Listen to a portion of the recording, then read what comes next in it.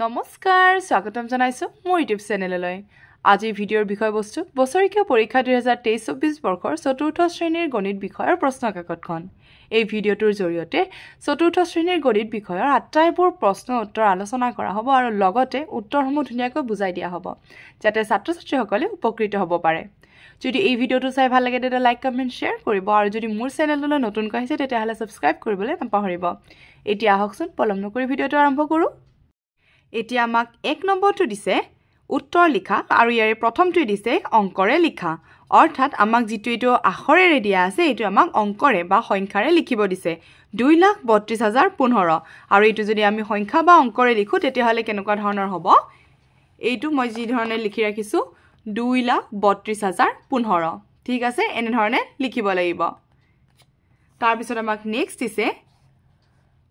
খটো ভাগফল আৰু ভাগহে কিমান হ'ব লিখা এতিয়া 386 যদি আমি এখৰে হৰণ কৰো তেতিয়াহলে আমি ভাগফল আৰু ভাগহে কিমান পাম হেতু সুধিছে আৰু ইয়াৰে উত্তৰটো মই ধুনিয়াকৈ প্ৰথমে হৰণ কৰি লৈছো আৰু হৰণ কৰি যিমানখিনি পাইছো ভাগফল আৰু ভাগহে হেতু ইয়াতে লিখি ৰাখিছো অৰ্থাৎ ভাগফল পাইছো 3 আৰু ভাগহে পাইছো 86 ঠিক আছে এতিয়া আমাক নেক্সটটো কি দিছে অৰ্থাৎ গটো আমাক দিছে সদৃশ ভগ্নাংশ কাক বোলে এটা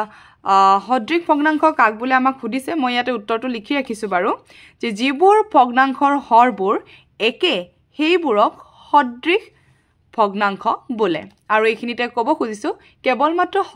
সদৃশ ভগ্নাংশ নহয় যিমান বিলাক সমতুল্য ভগ্নাংশ হওক বা প্ৰকৃত মিশ্ৰ ভগ্নাংশ বা অসদৃশ ভগ্নাংশ পৰিসীমা কাক বোলে এই যিমানবোৰ কাক বোলে আছে আটাইবোৰ মনত ৰাখিবলৈ চেষ্টা কৰিলে হল কাৰণ কোনটো ধৰণৰ প্ৰশ্ন আহে বা কি ধৰণৰ প্ৰশ্ন আহে আমি কোনো নাজানো হেহে যিমানখিনি আছে ভালদৰে মনত ৰাখিবলৈ চেষ্টা কৰিলে হল ঠিক আছে এতিয়া আমাক নেক্সটটো কি দিছে হেতু চাই লৈছো এতিয়া আমাক নেক্সট অৰ্থাৎ ঘটো দিছে 7,45,823 সংখ্যাটোত 5ৰ স্থানমান কিমান এতিয়া ইয়াতে 5ৰ স্থানমান কিমান আছে এটো আমাক সুধিছে এখিনিতে ক'ব খুজিছো এটুক আমি একক বুলি কও এটুক আমি দহক কও এটু শতক আৰু এটু হাজাৰ কও অৰ্থাৎ আমি কি গম পালো 5 সংখ্যাটোৰ স্থানমান কিমান হ'ব হাজাৰ ঠিক আছে আৰু মই ইয়াতে লিখি ৰাখিছো বাৰু 5000 বুলি কিন্তু এনে স্থানমানটো আমি কি বুলি লিখিম হাজাৰ বুলি লিখিম এটু 10000 হ'ব এটু লাখ হ'ব আৰু এটা সংখ্যা থাকিলে 10 লাখ হ'ব এনেকুৱা ধৰণৰ ঠিক আছে একক দহক শতক হাজাৰ 10000 লাখ ঠিক আছে এতিয়া নেক্সট আমাক কি দিছে হেতু চাই লৈছো অৰ্থাৎ মটো দিছে পিছবেলা এটা 30ক 24 ঘণ্টিয়া ঘড়ীৰ সময়ত প্ৰকাশ কৰা আৰু আমি যদি পিছবেলা এটা 30ক 24 ঘণ্টিয়া ঘড়ীৰ সময়ত প্ৰকাশ কৰো তেতিয়াহলে আমি কি পাম 13:30 মিনিট পাম কিমান পাম 13:30 মিনিট ঠিক আছে মই এনে ধৰণে লিখি ৰাখিছো যে পিছবেলা এটা 30ক 24 ঘণ্টিয়া ঘড়ীৰ সময়ত প্ৰকাশ কৰিলে 13:30 মিনিট হ'ব ঠিক আছে এতিয়া আমাক প্ৰথম চটো দিছে 1 ঘণ্টাত কিমান সেকেন্ড এতিয়া 1 ঘণ্টাত কিমান সেকেন্ড বুলি উলিয়াব লাগিলে আমি প্ৰথমে কি জানো হেতু লিখিব লাগিব যে মই এটা ধুনিয়াকৈ লিখি ৰাখিছো আমি জানো 1 ঘণ্টাত 60 মিনিট আৰু 1 মিনিটত 60 সেকেন্ড হয় তো এতিয়া আমি কি কৰিম এই 60 আৰু 60 দুইটা কি কৰি দিম পূৰণ কৰি দিম আৰু পূৰণ কৰি আমি কিমান পাই যাম 1 ঘণ্টাত আমি 3600 সেকেন্ড পাই যাম ঠিক আছে অৰ্থাৎ 1 ঘণ্টাত আমি কিমান পালো 3600 সেকেন্ড এই 60 আমি কি কৰি দিম পূৰণ কৰি দিম হ'ব এবাৰ নেক্সট দিছে 5 কিলোমিটাৰত কিমান মিটাৰ এতিয়া আমি প্ৰথমে জানিব লাগিব যে 1 কিলোমিটাৰত কিমান মিটাৰ তো মই ইয়াতে লিখি ৰাখিছো ধুনিয়াকৈ আমি জানো 1 কিলোমিটাৰত কিমান হাজাৰ মিটাৰ ঠিক আছে তো 5 কিলোমিটাৰত কিমান হ'ব 5000 মিটাৰ ইয়াতে মই ধুনিয়াকৈ পূৰণ কৰি ৰাখিছো হাজাৰক আমি কিহেৰে পূৰণ কৰি দিব লাগিব 5 এৰে যদি 6 হুদে তেতিয়ালে 6 এৰে পূৰণ কৰি দিম 7 হুদিলে 7 এৰে পূৰণ কৰি দিম হ'ব এতিয়া আমাক নেক্সট প্ৰশ্নটো কি সুধিছে অৰ্থাৎ বৰ্গীয় যটো সুধিছে 10টা কলমৰ দাম 300 টকা হলে তেনেকুৱা এটা কলমৰ দাম কিমান হ'ব যদি 10টা কলমৰ দাম 300 টকা হয় এটা কলমৰ দাম কিমান হ'ব 30 টকা হ'ব হয় এতিয়া আমাক ঝটো দিছে 1 টকাৰ 5 ভাগৰ 1 অংশত কিমান পইচা তো এইটো প্ৰথমে কৰাৰ আগতে আমি কি জানিব লাগিব যে আমি জানো 1 টকা সমান 100 পইচা তো 1 টকাৰ লগত আমি কিমান জানো 1 টকা সমান 100 পইচা ঠিক আছে এতিয়া 1 টকাৰ জায়গাত আমি কি লিখি দিম 100 পইচা লিখি দিম আৰু 5 ভাগৰ 1 এতিয়া যদি আমি 100 পইচা অৰ্থাৎ 100ক যদি 5 এৰে হৰণ কৰো কিমান পাম 20 পাম হয়নে তো কিমান হ'ব উত্তৰ 20 হ'ব ইয়াতে মই ধুনিয়াকৈ কৰি ৰাখিছো বাৰু তো এইটো হ'ব ইয়াৰে উত্তৰ ঠিক আছে এতিয়া আমাৰ নেক্সট কি দিছে হেতু চাই লৈছো নেক্সট আমাক দিছে নেক্সট আমাক নিয়টো দিছে 13 ভাগৰ 5 আৰু 13 ভাগৰ 6 ৰ ভিতৰত কোনটো ডাঙৰ তো এইটো কোনটো হ'ব 13 ভাগৰ 6 ঠিক আছে 13 ভাগৰ 6 টো কি হ'ব ডাঙৰ একাৰণে মই ইয়াতে লিখি ৰাখিছো কেৱল 13 ভাগৰ 6 বুলি হ'ব এতিয়া আমাক নেক্সট বোৰ খালি ঠাই পূৰ কৰা দিছে এইকেইটা মই কেৱল মাত্ৰ কৈ যাম 5 লাখ সমান 500,000 তাৰ পিছত খটো দিছে 354 যদি আমি কি কৰো শূন্যৰে পূৰণ কৰো তেতিয়া হলে আমি উত্তৰটো কি পাম শূন্যই পাম তাৰ পিছত ইয়াতে আমাক দিছে 4 + 5 পূৰণ 2 কিমান পাইছো আমি 14 কি কাৰণে 4 টো আমি ৰাখিলো 5 দুগুণ কিমান 10 10 4 কিমান 14 2 ভাগৰ 1 ইয়াতে কি দিয়া আছে 2 লগত কিমান পূৰণ কৰিলে আমি 16 পাম কিমান পূৰণ কৰিলে 8 হয়নে 2 8 গুণ 16 তো ইয়াতেও কি হ'ব 1 8 গুণ 8 অৰ্থাৎ 8 এৰে আমি পূৰণ কৰি পেলে এই দুটা পাইছো তাৰ পিছত 12 টকা 7 পইচা 12.7 টকা 7 কিলোগ্ৰাম 700 ডেকাগ্ৰাম 500 সেন্টিমিটাৰ 5 মিটাৰ 20 টকীয়া নোট 4খন যোগ 10 টকীয়া নোট 2খন অৰ্থাৎ কিমান হ'ব 100 টকা 15 টকা 8 পইচা 158 পইচা 1 কুইণ্টল 100 কিলোগ্ৰাম ঠিক আছে এতিয়া নেক্সট আমাক দিছে সত্য নে অসত্য লিখা ইয়াৰে কোনটো এইটো ডাঙৰ কৈছে এইটো সৰু কৈছে তো এইটো কি হ'ব সত্যই হ'ব ভাগে সদায় ভাজকতকৈ সৰু তো এইটো কি হ'ব সত্য হ'ব তাৰ পিছত 8 ভাগৰ 9 এটা প্ৰকৃত ভগ্নাংশ এইটো কি হ'ব অসত্য হ'ব কাৰণ অপ্ৰকৃত কি হয় আমাৰ যেটো এইটো কি হ'ব সৰু হলে কি হয় অপ্ৰকৃত হয় হয়নে এই কাৰণে এইটো অসত্য দৈৰ্ঘ্যৰ মূল একক মিটাৰ সত্য হ'ব তাৰ পিছত 3 পূৰণ 6 বিয়োগ 2 সমান 16 এইটো কি হ'ব অসত্য হ'ব এটা ভগ্নাংশৰ লব আৰু হৰ উভয়কে একে সংখ্যাৰে পূৰণ কৰিলে ভগ্নাংশটোৰ মানৰ কোনো পৰিৱৰ্তন নহয় এইটো সত্য হ'ব তাৰ পিছত দ্বিতীয় ছ মিনিটৰ পৰা ঘণ্টালৈ নিবলৈ 60 ৰে পূৰণ কৰিব লাগে এইটো হ'ব অসত্য বৰ্গীয় যটো দিছে ভাজক সমান ভাজ্য পূৰণ ভাগফল যোগ ভাগশেষ এইটো হ'ব অসত্য ছ দিছে শূন্যৰে কোনো সংখ্যাকে হৰণ কৰিব নোৱাৰি এইটো হ'ব সত্য নিয় দিছে এটা বন্ধ চিত্ৰই সমতলত যিমান ঠাই আগুৰি থাকে তাকে চিত্ৰটোৰ পৰিসীমা বোলে এইটো হ'ব অসত্য এতিয়া নেক্সট আমাক 4 দিছে তলৰ সংখ্যাবোৰ সৰুৰ পৰা ডাঙৰলৈ সজোৱা এই সংখ্যাবোৰ সৰুৰ পৰা ডাঙৰলৈ সজাব দিছে আৰু যেতিয়া সৰুৰ পৰা ডাঙৰলৈ সজাব লাগিব প্ৰত্যেকটো সংখ্যা চাব লাগিব কোনটো সৰু এফালৰ পৰা ইয়াৰে এইটো সৰু ঠিক আছে তাৰ পিছত এইটো হ'ব এনে ধৰণে চাব লাগিব কাৰণ ইয়াতে 0 9 আছে ইয়াতে কিন্তু 9 0 আছে এই গুটেখিনি ধুনিয়াকৈ চাব লাগিব মই ৰাখিছো লিখি পেলাই বহিতে ধুনিয়াকৈ লিখি ৰাখিছো তাৰ পৰাই দেখুৱাবলৈ চেষ্টা কৰিছো দেখিবলৈ পোৱা গৈছে আটাইকেইটা সৰুৰ পৰা ধুনিয়াকৈ ডাঙৰ কেইটা একাধিক ক্ৰমে লিখি ৰাখিছো হ'ব এটা নেক্সট প্ৰশ্ন কি দিছে এইটো চাই লৈছো এতিয়া আমাক নেক্সট দিছে অৰ্থাৎ 5 টো দিছে 65770 ৰ লগত কিমান যোগ কৰিলে 82340 হ'ব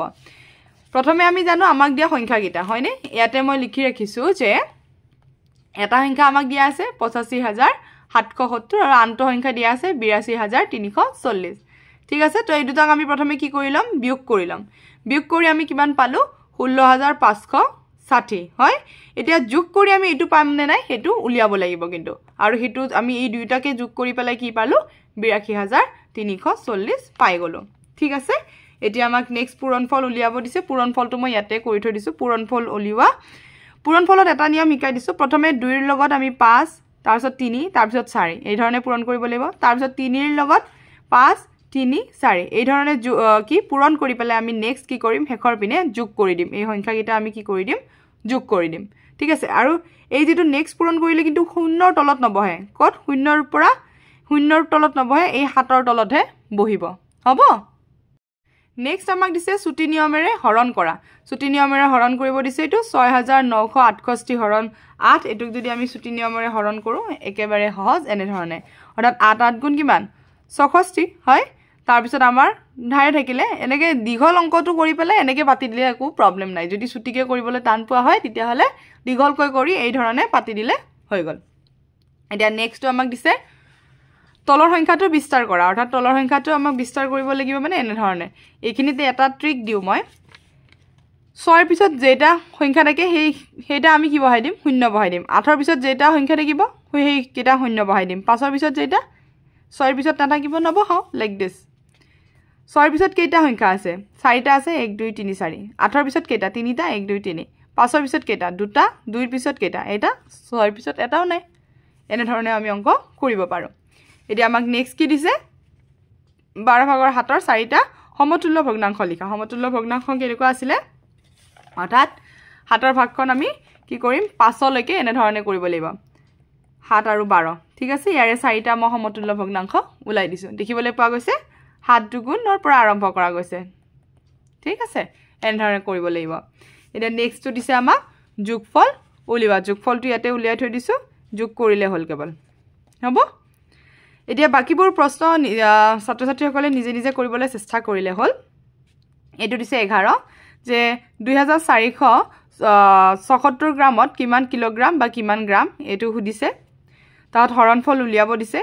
এটোৰে হৰণ কৰিব দিছে তাৰ পিছত 7 ভাগৰ 32ক মিশ্ৰ ভগ্নাংশলৈ নিবলৈ দিছে হৰল কৰা দিছে এই আটাইবোৰ ধুনিয়াকৈ কিতাপত আৰু বিদ্যালয়ত শিকোৱা হৈছে 15 বৰ্গ এটাৰ বাহুৰ দিক 6 সেন্টিমিটাৰ হলে ইয়াৰ কালি নিৰ্ণয় কৰা 16 7 হেক্টমিটাৰক মিটাৰলৈ নিয়া 17 দিছে মান নিৰ্ণয় কৰা 42 দিনৰ 7 ভাগৰ 5 তাৰ পিছত হৰল কৰা দিছে 13 ভাগৰ 9 বিয়োগ 13 ভাগৰ 1 যোগ 13 ভাগৰ 3 এই হৰল কৰিব লাগিব ঘণ্টালৈ নিব দিছে 12 দিনক তল ত্ৰিভুজটোৰ পৰিসীমা উলিয়াব দিছে পৰিসীমা উলিয়াবলৈ একেবাৰে সহজ তাৰ পিছত 21 এটা সংখ্যাক 24 ৰে হৰণ কৰাত ভাগফল 80 আৰু ভাগ 1 13 পোৱা গল সংখ্যাটো কি হ'ব 22 টো দিছে 12 জোৰ হাঁহৰ দাম ইমান হলে 2880 টকা হলে একোটা হাঁহৰ দাম কিমান হ'ব এটো হৰণ কৰিব লাগিব দেই আগবেলা 10টা 30 বজাৰ পৰা হিদিনাৰ পিছবেলা 4টা 10 বজালৈ কিমান সময় উলিওৱা বাকি এখিনি যোগফল কৰিব দিছে 7 ভাগৰ 7 সমষ্টি 4 ভাগৰ 3 যোগ 4 সমষ্টি 4 ভাগৰ 1 যোগ 5 সমষ্টি 4 ভাগৰ 3 তাৰছত নেক্সট দিছে 55272 সেকেন্ডক ঘন্টা মিনিট সেকেন্ড হিচাপে লিখা আৰু এখিনিতে ক'ব খুজিছো মানে কথা এটা ক'ব খুজিছিলো এই কাৰণে অকমান ৰৈ গলো যে কি নিজে নিজে কৰিবলৈ চেষ্টা কৰিলে হল মই আটাইবোৰ উত্তৰ কৰিব গলে ভিডিওটো বেছি দীঘল হৈ যাব বহুত বেছি দীঘল হৈ যাব হেহে যিখিনি মই কৰি দিয়া নাই হিখিনি যাতে নিজে কৰিব পৰা এটা কনফিডেন্ট আহে যে এটো মই নিজে পাৰিম সুন তো নিজে নিজে চেষ্টা কৰিলে পৰীক্ষাৰ কাৰণে ভাল হ'ব ঠিক আছে তো আটাইবোৰ ছাত্ৰ-ছাত্ৰীয়ে যিখিনি কৰি দিলো যিখিনি নাই কৰি দিয়া হিখিনি নিজেই ধুনিয়াকে মানে কটো নুসুৱাকে কটো একো ফলো নকৰাকে নিজে কৰিবলৈ চেষ্টা কৰিলে হল তেতিয়া গম পোৱা যাব যে মই কিমানখিনি হাজু হৈছো পৰীক্ষাৰ কাৰণে হ'ব এতিয়া 26 টো বিয়োগ কৰা দিছে এইটোলৈকে এইটোৰ কি কৰিব দিছে বিয়োগ কৰিব দিছে তাহত যোগ কৰা দিছে 5 কুইন্টল 30 কিলোগ্ৰাম তাছত 780 গ্ৰাম আৰু 30 কুইন্টল 80 কিলোগ্ৰাম 530 গ্ৰাম ইখিনি যোগ কৰিব দিছে তাছত 28 টো দিছে এটা আয়তৰ দিশ 8 সেন্টিমিটাৰ আৰু প্ৰস্থ 2 সেন্টিমিটাৰ হলে আয়তৰ পৰিসীমা উলিওৱা তাহত হৰল কৰা দিছে এয়া হৰল কৰা চাব লাগিব 30 টো দিছে 9খন কিতাপৰ দাম ইমান টকা হলে একোখন কিতাপৰ দাম কিমান হ'ব উলিওৱা আৰু এখিনিতে ক'ব খুজিছো হৰল কৰাত এটা স্টেপ কৰিলে হল প্ৰথমে এইগিটা কৰিলে হল এইগিটা এনেকে ধৰণৰ গৈ কৰিলে হল প্ৰথমে আমি কি কৰিম 5 বিয়োগ 3 কৰিম তাৰ পিছত আমি যিমান পাম হিখিনি কৰিম তাৰ পিছত 20 ৰ লগত যিমান হ'ব হেতু হৰণ কৰিম তাৰছত 7 ৰ লগত যিমান পাম হেতু যোগ কৰিম এনে ধৰণৰ ঠিক আছে চাই ললে হল কেনেকে উলাই তাৰ পিছত নেক্সট দিছে 31 টো দিছে হৰণফল উলিওৱা দিছে 150.50 টকা হৰণ 3.50 টকা তাৰ পিছত 32 এখন মোনাত 12 কিলোগ্ৰাম 500 গ্ৰাম চাউল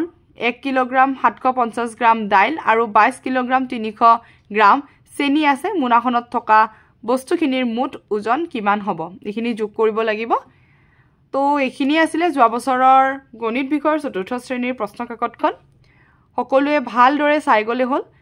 নিয়ম অৰ্থাৎ আমাৰ নিয়মবোৰ একেই থাকিব কেৱল সংখ্যাবোৰ আমাক হলনি কৰাই দিব ঠিক আছে সংখ্যাবোৰ হলনি কৰিব অকমান প্ৰশ্নবোৰ অকমান বেলেগ ধৰণে দি দিব